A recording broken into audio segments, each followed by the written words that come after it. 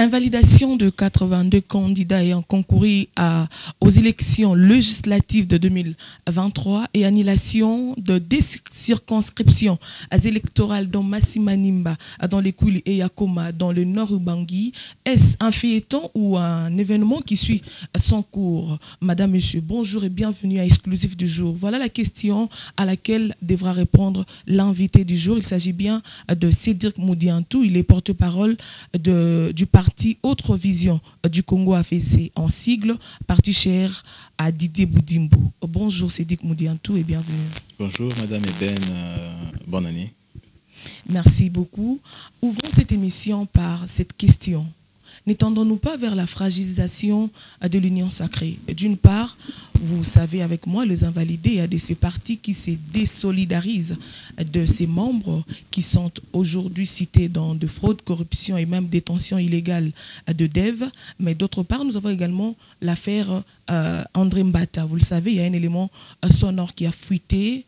L'homme veut faire de l'AFDC son bouc émissaire en demandant la réduction de députés pour le compte de ces regroupements politiques.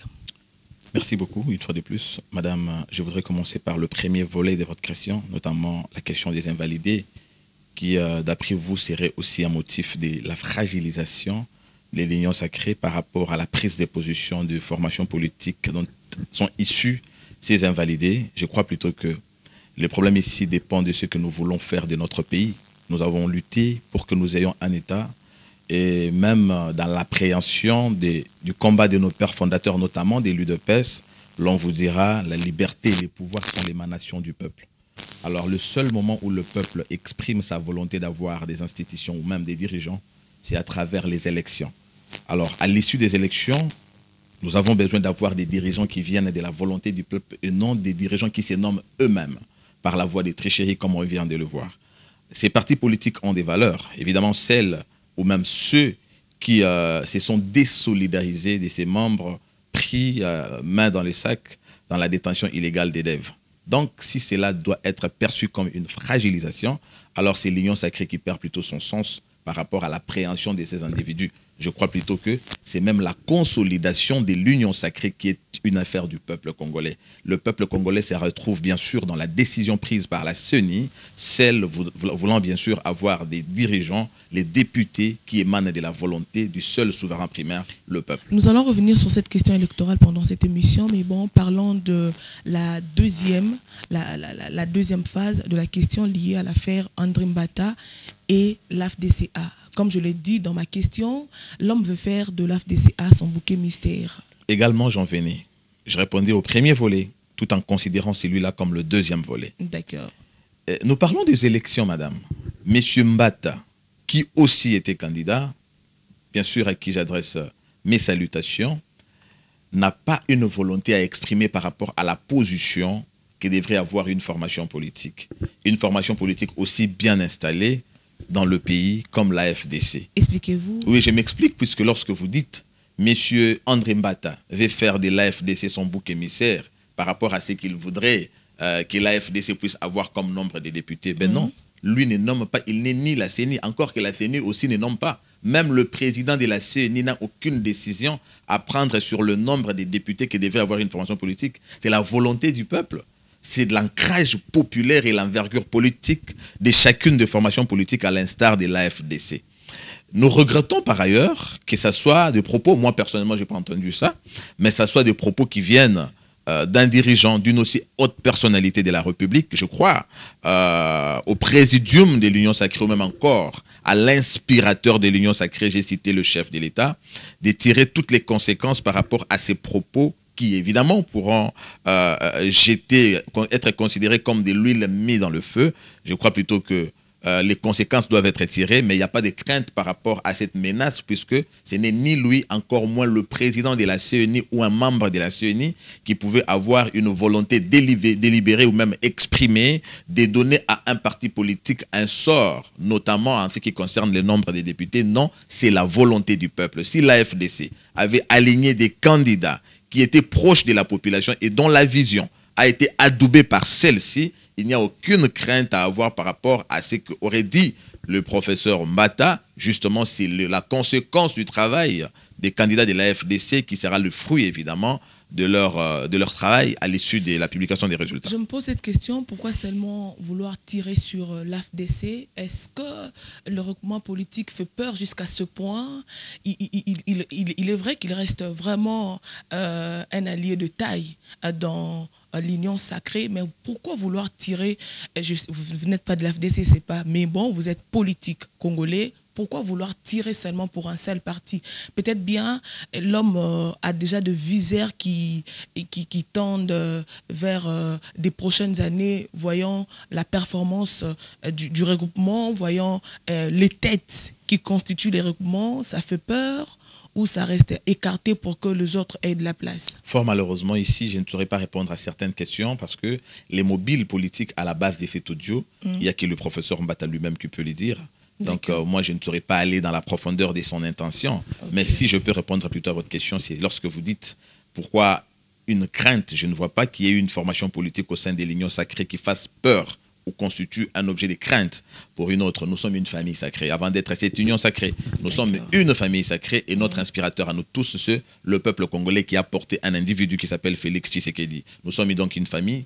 Aucun besoin de tirer les uns sur les autres. Et s'il y a ces gens des sentiments, il faut approcher ces gens pour leur poser la question, qu'avez-vous contre tel individu ou telle organisation politique? Et je crois d'ailleurs que c'est des antivaleurs que nous devons dénoncer, condamner. Même aussi le chef de l'État devra les condamner avec beaucoup de véhémence. Alors, je l'ai annoncé lors de l'entame de cette émission. Parlons à présent à la question des invalidés. À part la CENI, vous êtes candidat, vous aussi, vous avez, pas vous êtes parce que c'est passé, vous étiez candidat par rapport à ces élections de 2023, vous avez concouru pour le compte de la députation nationale ici à Kinshasa, précisément pour Lukunga. Alors, comment aujourd'hui, en tant que candidat, partie prenante dans ces processus, interprétez-vous ces coups réussis de la CENI avec toute cette histoire des invalidés? Bien avant d'en arriver là, moi je voulais plutôt féliciter la CENI, toute l'équipe de la CENI, puisqu'à l'issue d'un processus électoral, le 4e cycle dans notre pays, nous avons eu un processus où il n'y a pas eu effusion de sang, où il n'y a pas eu casse, où il n'y a pas eu répression sanguine, comme nous l'avons connu en 2006, en 2011 et même en 2018. Nous avons des confrères, des compatriotes qui ont laissé le pays à cause de leur combat, évidemment, pour avoir les élections, notamment dans le délai constitutionnel. Pour la première fois, n'en déplaise aux aigris ou même encore à ces défaitistes qui ne croyaient pas qu'il y aurait respect du calendrier électoral, nous avons eu les élections dans le délai constitutionnel et des élections vraiment inclusives, des élections aujourd'hui qui ne peuvent aujourd'hui faire objet d'aucun doute en termes de leur crédibilité. Revenons maintenant, sur ce qui est des invalidés, oui. Je crois une fois de plus qu'il faut jeter les fleurs à la CENI, puisqu'on le disait, l'objet de la CENI de Kadima n'était pas seulement d'organiser les élections, mais les bonnes élections qui tendent à corriger les imperfections des cycles passés. Il y a eu malheureusement, notamment je voulais même dire, ceux qui n'avaient pas compris, hein, ceux qui étaient encore des nostalgiques, les termes étaient là. Pour la plupart, je regrette même aussi qu'il y ait des Tshisekedistes, puisqu'il y en a même de la famille du président de la République, des l'UDPS, qui se sont retrouvés dans cette mauvaise aventure. Mais vous en avez des caciques de l'ancien régime, on dirait des personnes qui n'ont aucune notion de la démocratie, qui évidemment savaient, soit qu'ils n'avaient aucune représentativité en termes de vision, ou même encore de leur programme vis-à-vis de la population, et la meilleure manière pour eux de gagner était de tricher. Lorsque la CENI procède de cette manière-là à les invalider, pour moi, ça rentre d'abord, c'est une démarche pédagogique qui rentre dans la vision du chef de l'État qui combat toute forme de fraude et de tricherie. Ça ne doit pas être un feuilleton, mais un événement qui devra poursuivre son cours jusqu'à la fin, de telle sorte que toutes ces personnes répondent de leurs actes. Aujourd'hui, ils ont été pris détenteurs illégaux des devs, mais encore faut-il poser la question, où ont-ils trouvé ces devs? Voilà pourquoi la justice doit les interpeller et ils doivent répondre de leurs actes. Ne vous en faites pas, nous allons discuter vraiment autour de cette question. Il y a tant de questions qui méritent de trouver réponse et je pense que vous permettrez à nous, peuple congolais de comprendre, puisque vous êtes politique dans ces pays. Je pose la question de savoir si Denis Kadima n'a pas jeté juste son dévolu sur le député, question de s'élaver au regard de tout ce qui est passé et tout ce qui a été dit sur l'élection présidentielle. Qu'est-ce qui a été dit sur l'élection présidentielle? Premièrement, ici, ceux qui sont invalidés... c'est moi qui pose des questions. Eh bien, je répondais directement. Voilà pourquoi je réponds. Ceux qui sont invalidés le sont, soit pour détention illégale des devs, soit par rapport à l'implication à toute forme de violence. Est-ce que le candidat président de la République a été accusé par rapport à ce dégrief? Non. On ne l'a jamais pris avec des machines à voter, ou même encore, il n'a pas tenu des discours appelant à la violence. Comment peut-on ici attendre que celui-ci soit aussi mis dans le même sac que ces tricheurs, ces corrupteurs, ou même encore ces personnes des antivaleurs? Je crois qu'il n'y a pas ici des dévolus. Ce n'est pas fait comme quoi il est acharné contre un camp et il serait acquis à la cause du président de la République. Et le président de la CENI, avant même que ceci ne soit invalidé par lui, vous avez vu les cris d'alarme de la population les jours des élections. J'étais moi-même candidat. Voilà pourquoi je suis en train de dire que les 82, évidemment, ce n'est pas le nombre qu'il faut. Il y en a encore, et d'ailleurs plus que ça, qui devraient répondre de leurs actes. Il y a eu la population qui a dénoncé. Il y a eu les preuves, effectivement, de la détention ou des troubles créés par ces candidats. Cela ne pouvait pas avoir la relation ou la répercussion sur le candidat numéro 20 qui, lui, a été voté par la population. Les irrégularités étaient énormes, d'après vos dires, et donc 82 reste un nombre insuffisant par rapport à tout ce qui a été dit et fait lors du grand rendez-vous électoral de 2023 pour les Congolais. Alors, si la CENI s'est limitée à 82 en tant que candidat, vous serez frustré de la décision? Nous avons constaté qu'il y a eu des irrégularités, mais c'est la CENI qui a eu les preuves. Donc, lorsque la CENI a sanctionné, c'est sur base des preuves qu'elle a eues. Nous avons, évidemment, sur base de ce que nous avons vu sur le terrain, nous nous sommes dit, tel candidat aussi est impliqué, mais pour autant que c'est la CENI qui est l'organe organisateur qui a des preuves, c'est à elle de prendre la décision. Ce n'est pas sur base de la clameur publique que nous allons influencer la décision de la CENI, mais la bonne démarche ici, pour la première fois, a consisté d'abord de voir la CENI invalider les personnes impliquées dans une tricherie. Alors, les dispositifs électroniques de vote restent une exclusivité de la CENI. Vous êtes candidat, vous étiez candidat, j'aurais tendance à dire vous êtes candidat parce que vous attendez bien sûr le résultat provisoire que doit proclamer la CENI. La grande question se pose aujourd'hui. Comment les matériels que tous savons restent une exclusivité de la CENI est parvenu en possession de ces candidats aujourd'hui accusés de fraude et violence et autres? Comment ces candidats ont-ils obtenu ces machines de vote alors que les matériels devaient rester une exclusivité de la CENI? Ne voyez-vous pas que la CENI, lorsque je parle de la CENI, je vois l'organisation et tout le membre, elle n'est pas elle aussi fautive dans cette histoire? Il y a à manger et à boire, mais je crois que moi, si je perds mon téléphone, s'il y a un voleur qui me pique mon téléphone, ce n'est pas à moi de poser la question comment est-ce que j'ai perdu le téléphone. C'est au voleur d'adresser la question comment as-tu eu ces téléphones. C'est bien pour ça que j'ai évoqué la question de la justice. Ces gens ont été pris avec les devs, détenus de manière illégale. Voilà. C'est ici que la justice doit faire son travail. Il va falloir que ces gens soient mis devant la justice répondant de leurs actes. C'est de cette manière-là qu'ils devront dire par quel mécanisme eux ont-ils obtenu ces devs. Nous savons très bien que ces machines sont une exclusivité de la CENI et donc il y a parmi les agents de la CENI qui ont vendu les machines. Comment arriver à atteindre ces gens? Il faut commencer par mettre la main sur ceux qui ont détenu ces machines. De cette manière-là, la filière sera remontée jusqu'à savoir par quelle manière ils l'ont obtenue. Donc ici, à travers cette invalidation, nous demandons à la justice de faire son travail immédiatement. Toutes ces personnes devront répondre de leurs actes. Alors, ces invalidés pour possession de dev, la plus grande question se pose. Ils n'ont pas que voté pour eux. Quid du bourrage de urnes pour la présidentielle, pour la provinciale, pour la municipalité parce que la règle est restée, le bulletin devait être complet. Vous êtes d'accord avec moi? Alors pour que le bulletin soit complet, il faudrait que toute échéance soit remplie. Aujourd'hui, ces résultats, les résultats par rapport à toutes les données que nous présente la CNI n'ont pas d'impact sur les autres résultats, d'autant plus que la majorité de personnes qui sont citées sont de l'Union sacrée de la nation.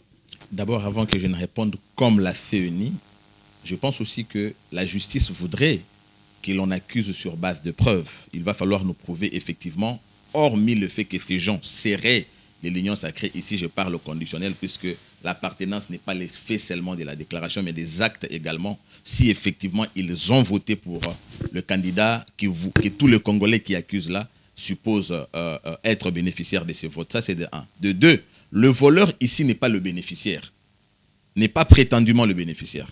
On est en train de sanctionner celui qui est impliqué dans le vol. Donc on ne sanctionne pas celui qui serait bénéficiaire parce que personne ne sait d'ailleurs pour qui ils avaient voté. C'est ça la bonne démarche de la justice. La justice va ici sanctionner celui qui est directement impliqué dans la tricherie. Pour répondre maintenant comme la CNI, toutes ces machines avaient un système de géolocalisation. Ça veut dire, une fois se trouvant en dehors du circuit, ça veut dire de la cartographie de la CNI, ce vote-là n'était pas pris en compte par le serveur. Donc leur vote n'ont pas été pris en compte par les serveurs. Il n'y a donc pas le bénéfice d'un seul candidat, même pas eux-mêmes, des actes de vandalisme ou même encore de tricherie qu'ils ont commis. Ici, ils sont sanctionnés même par l'intention. L'effet d'avoir eu l'intention de tricher et d'avoir détenu illégalement ces machines sont ces faits qui doivent même être sanctionnés. Bien sûr que à cause de la géolocalisation de ces machines, leurs votes n'ont eu aucun impact sur un seul candidat, conseiller municipal, député provincial ou même encore président de la République. Êtes-vous sûr de ce que vous êtes en train d'affirmer aujourd'hui, que le résultat ou soit les fraudes causées par les invalidés de la CNI ne peuvent en rien entacher les résultats dans sa globalité, différents scrutins organisés en 2023. Mais je vous ai dit, l'information de la CNI, c'est qu'il y avait un dispositif technologique dans toutes ces machines, c'est la géolocalisation.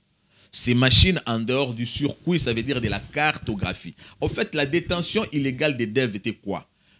Le bourrage d'urnes. Ils vont voter dans leur domicile et puis chercher un centre où ils vont rapporter les bulletins des votes. Mais par le fait que les votes sont faits en dehors du circuit, c'est-à-dire de la cartographie, déjà les serveurs ne tiennent pas en compte les votes qui sont faits. Même pour eux-mêmes.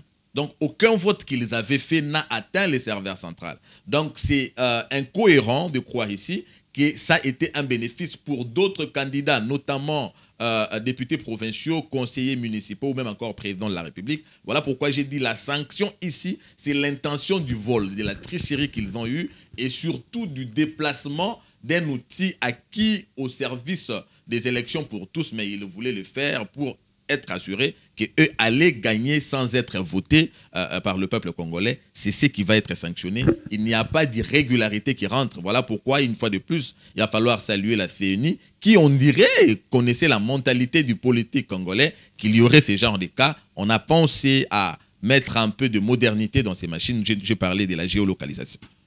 Alors, Denis Kadim affirme qu'il y a encore d'autres cas qui sont en étude par rapport à ce qui concerne la fraude. Ils sont en étude. Voyons voir peut-être l'avenir, qu'est-ce que cela nous réservera. Vous avez parlé de la justice. La Cour constitutionnelle s'épanche sur les questions de recours. L'une des questions plutôt, c'est un citoyen qui a déposé. L'autre, c'est le candidat malheureux à la présidentielle de 2023 à Théodore Ngoy. Toutes les données et tout ce que nous sommes en train de voir, commençant par le processus au début, jusqu'à aujourd'hui, parce que vous l'avez si bien dit, nous le savons tous, c'est une première de voir la centrale électorale en RDC invalider des candidats pour les comptes d'un scrutin quelconque. Alors, c'est fait par la CNI.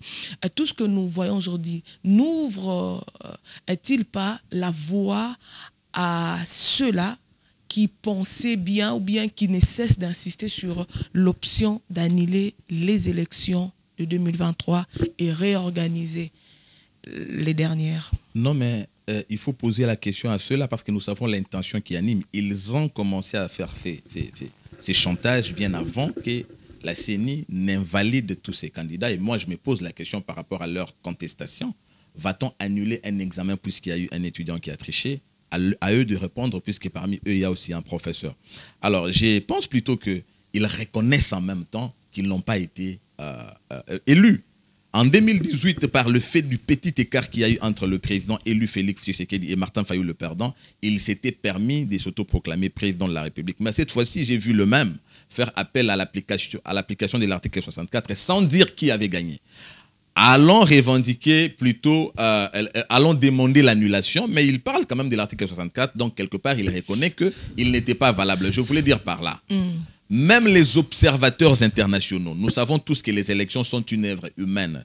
Dans l'œuvre humaine, ça sous-tend toujours une imperfection. Mais l'on a dit qu'une imperfection à la hauteur de ce que nous avons eu dans ces élections ne remettrait pas en cause la crédibilité du processus en général. Les résultats obtenus par le président de la République, même par clameur publique, tout le monde sait voir que Tshisekedi avait gagné les élections.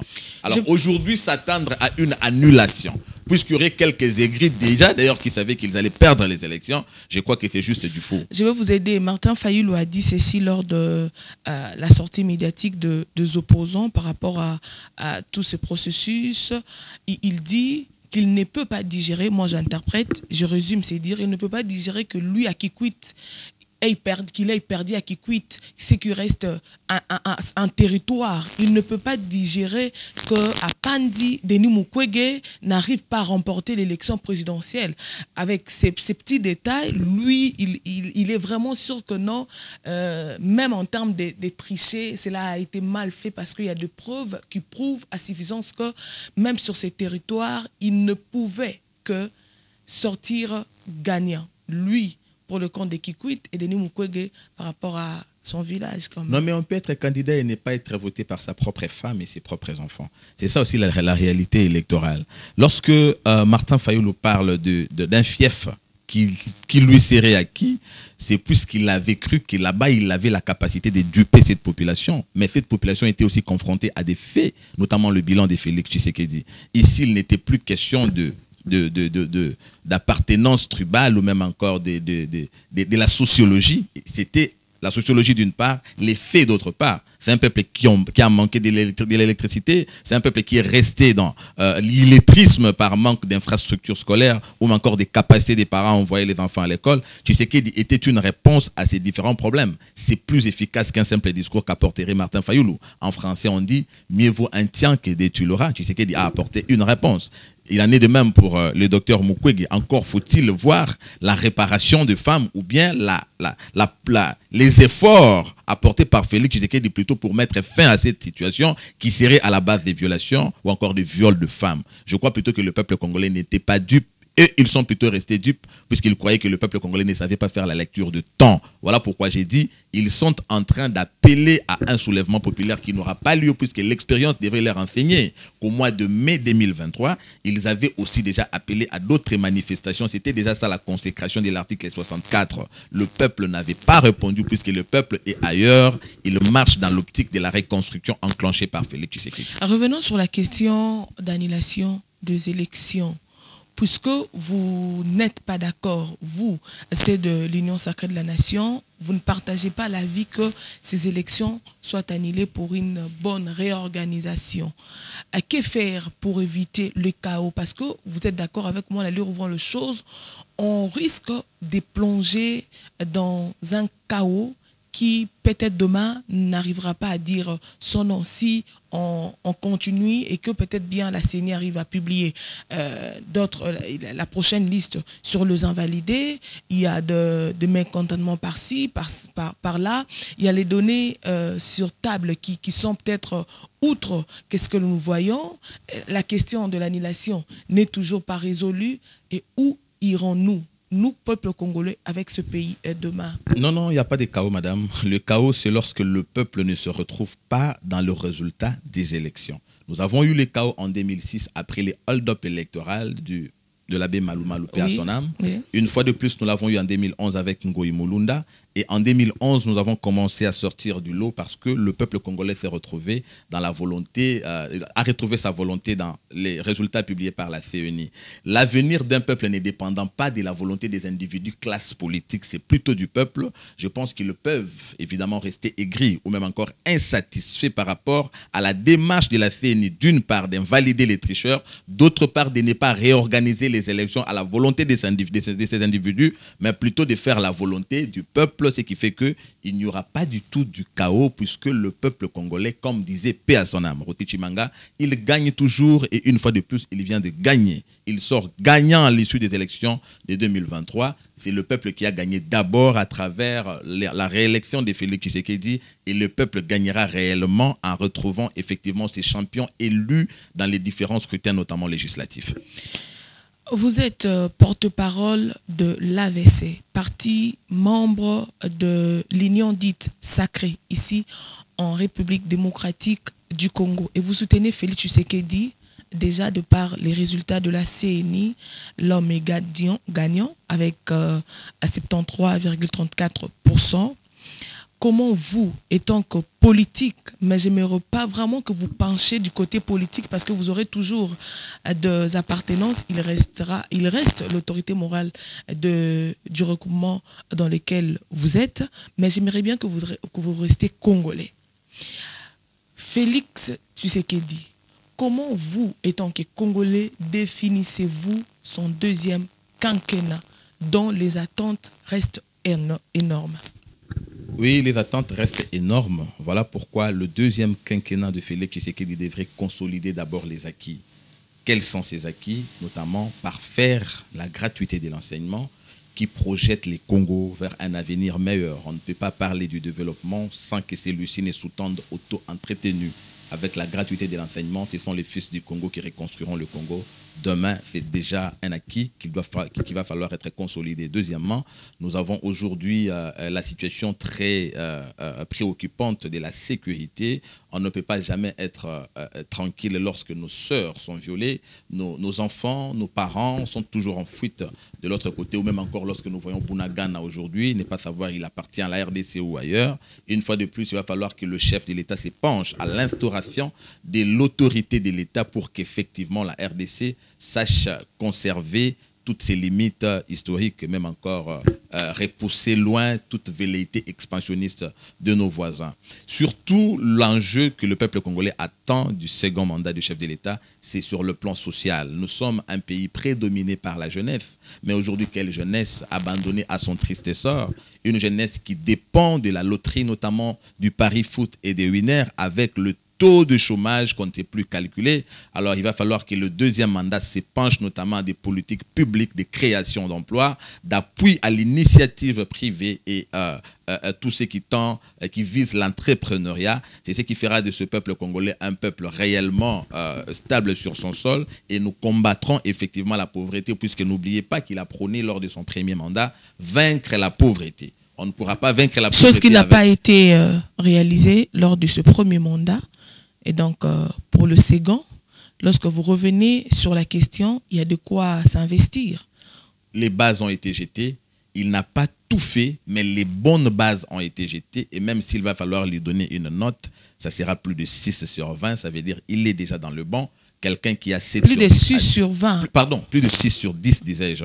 Lorsque vous avez déjà plus de 6 sur 10, vous pouvez avoir 7. C'est une note de distinction. Félix Tshisekedi l'a fait, mais nous ne sommes pas satisfaits puisque nous ne nous contentons pas que d'une avancée, mais nous nous contentons plutôt d'atteindre l'idéal. Et l'idéal, notamment déjà de l'UDPS, c'est le progrès social. Le progrès social, vous voulez voir, bien sûr, le peuple congolais vivre dignement comme un peuple habitant le sol, mieux loti Et si on par la nature. arrivait à la fin du quinquennat, l'idéal n'a pas été fait, quels seraient les mots c'est de l'Union sacrée. Mais je ne peux pas être défaitiste puisque déjà le contexte du premier mandat était pire que ça, avec des guéguerres politiques, des goulons d'étranglement, des bâtons dans les roues lui tendus par le FCC. Il a su faire la différence. Aujourd'hui, le FCC n'est plus, il vous a laissé, il nous regarde de loin. J'ai parlé du contexte du premier mandat. Il ne peut pas participer. J'ai parlé du quinquennat des enjeux du premier mandat. Il a su sortir la tête du lot. Parce que demain, vous serez devant le miroir face au peuple congolais sans vouloir présenter une excuse. L'excuse était le FCC. Aujourd'hui, le FCC vous regarde de loin. Je vous ai dit, si dans les contextes du quinquennat passé, Félix Tshisekedi a su convaincre le peuple congolais jusqu'à avoir 73%. Maintenant qu'il a l'union sacrée, il a l'union qui émane de la conviction politique de Tien Tshisekedi. Je vous assure que le second mandat de Félix Tshisekedi, non seulement qu'il sera un succès, mais ça projettera déjà le Congo vers une victoire de son dauphin, puisque le peuple congolais voudra revoir Félix Tshisekedi président pour la 3e fois, et la 3e fois, ça veut dire sera la victoire de celui qu'il présentera comme dauphin. Merci. Donc, la Constitution sera respectée. Bien entendu, nous sommes des démocrates. Voilà, 5 ans renouvelables, une seule fois. Une seule fois. Pas plus de 10 ans. Je ne peux pas admettre ça même moi-même. Nous sommes arrivés à la fin de l'émission exclusive. Cédric Moudiantou. Merci d'avoir répondu à nos questions et d'être venu sur ce plateau. C'est à moi de vous remercier et c'était un grand plaisir. Merci. C'en est fini pour Exclusif. C'était Cédric Moudiantou, porte-parole de l'autre vision du Congo AVC en sigle, parti cher à Didier Boudimbu. C'est avec lui que nous avons tenté parler la question des invalidés de la CENI. Vous le savez, la CENI a invalidé 82 candidats et annulé les résultats des 2 circonscriptions électorales dans les Kwilu Masimanimba et dans le Nord Ubangi Yakoma. Et il a répondu aux questions. Nous attendons la CENI arriver à la fin de sa mission et la Cour constitutionnelle voulant bien achever le processus parce que c'est à elle que revient le dernier mot. C'en est fini pour Exclusif du jour. Merci à vous de nous avoir suivis. On se retrouve déjà très prochainement. Bonne suite de programme sur la chaîne de l'Unité nationale.